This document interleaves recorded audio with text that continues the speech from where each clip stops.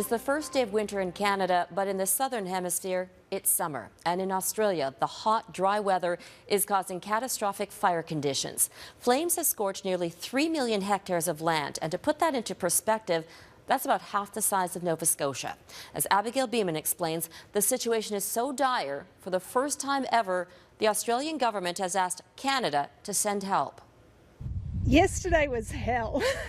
We had an emergency alert, so I got my wife and mum and everybody out. Fire is ravaging southern Australia. 100 fires are burning across the state of New South Wales alone.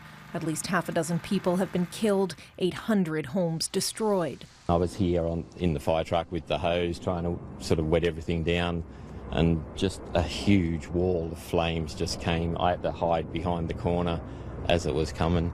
And I just sort of had the hose on me, and I stood up and it was still intensely hot. I sort of burnt my arm and I just bolted up to where the fire trucks were. 2 firefighters are among the dead. Thousands more face a dangerous combination of high winds, low humidity and erratic flames as Australia swelters under some of the hottest temperatures ever recorded. Catastrophic fire dangers are as bad as it gets. These are the very worst of conditions, and given that we've got a landscape with so much fire active and burning in it, you've got a recipe for very serious concern. From Newfoundland all the way to BC. Canadian firefighters are lending their wildfire expertise. This is the second contingent arriving in Sydney. It's going to be a learning curve because it's a whole new country. It's winter in Canada, so why not come here and help if we're needed? So that's what we're here for.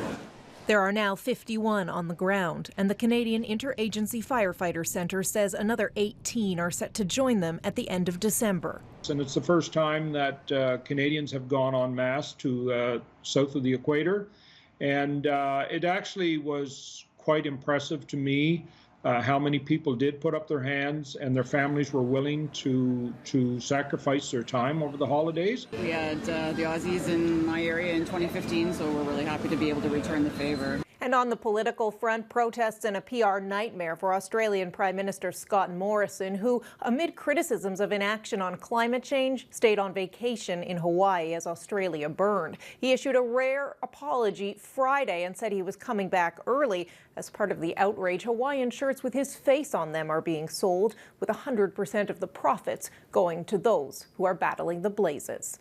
Abigail Bimman, Global News, Ottawa.